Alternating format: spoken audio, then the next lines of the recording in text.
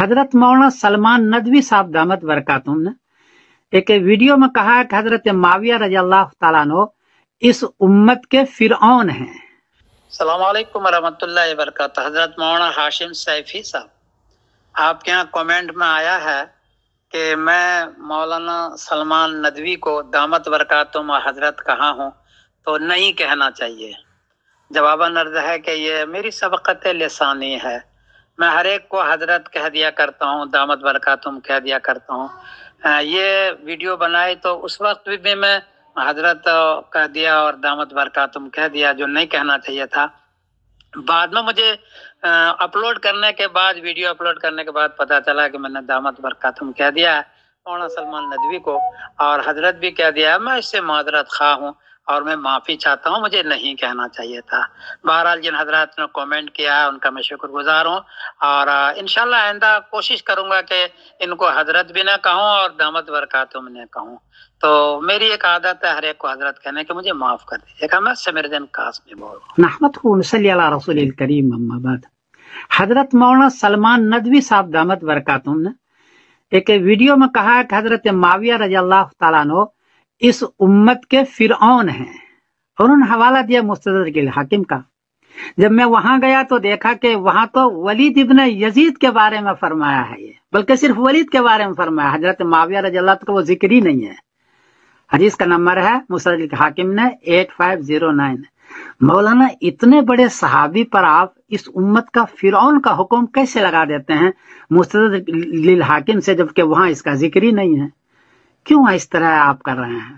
جبکہ بات یہ ہے کہ حضرت معاویہ رضی اللہ تعالیٰ وہ عظیم شخصیت ہے جنہوں نے 3 بڑے بڑے کام کیے ہیں۔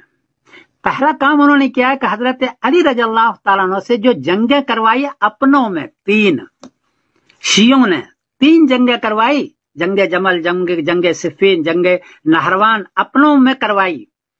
ان سارے شیعوں کو مار مار کے سینٹنگ میں کر دیا، حضرت علی رضی اللہ تعالیٰ کے قتل کا بدلہ لیا۔ حضرت معاویہ نے کیا ہے، معاویہ رضی اللہ کے زمانے میں ایک بھی جنگ اپنوں میں نہیں کرنے دی، اور کسی شیعہ کا پتہ نہیں ہے جو جنگیں کروا رہے تھے اپنوں میں۔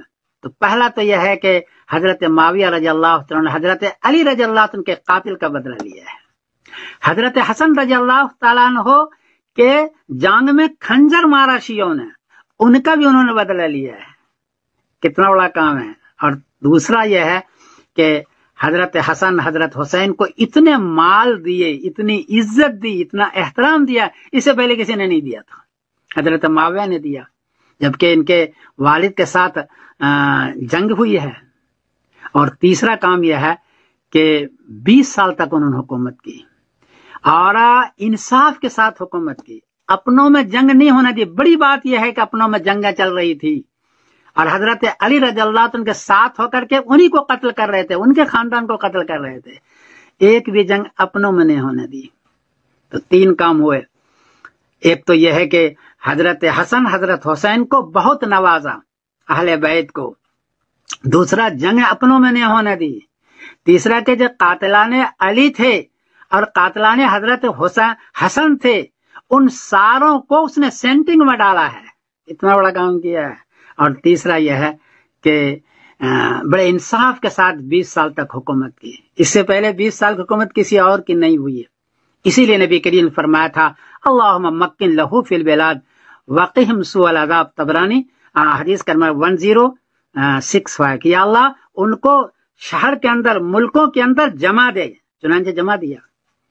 تو اتنے بڑے آدمی، صحابی رسول صلی اللہ علیہ وسلم کو آپ ادھر سے ادھر سے کسی اور کے حوالے میں سے کیسے آپ ان کو ملک العجوز اور اس امت کے فرعون قرار دے رہے ہیں؟ ایک اور حدیث آپ نے پیش کیا، اللہم ارکسہما رقصا ودعہما الی النار دعا، مسند احمد، حدیث کا نمبر ہے 19779۔ یہ حدیث بھی حضرت معاویہ کے سلسلے میں نہیں ہے۔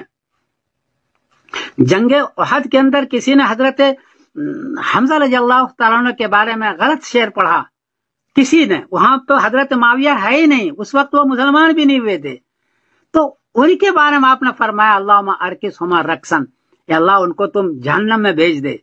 تو معاویہ رضی اللہ عنہ پر کیسے اس کو چپکا رہے ہیں؟ مولانا ذرا خوف کیا کریں، حضرت معاویہ بہت بڑی شخصیت ہے، میرا تو دل چاہتا ہے کہ انتظامی صلاحیت ان کی بہت زیادہ ہے اور انہوں نے پوری امت کو بچایا ہے، حضرت علی کے قاتلان سے اس نے بدلہ لیا ہے، اس لیے آپ اس قسم کی چیزیں نہ کیا کریں، الٹی سیدھی چیزیں آپ نے کیا حضرت معاویہ رضی اللہ کے بارے میں۔ میری ایک گزارش ہے مولانا، میں سمیر الدین قاسمی بول رہا ہوں، غلطی ہوئی تو معاف کرنا۔ السلام علیکم ورحمۃ اللہ وبرکاتہ۔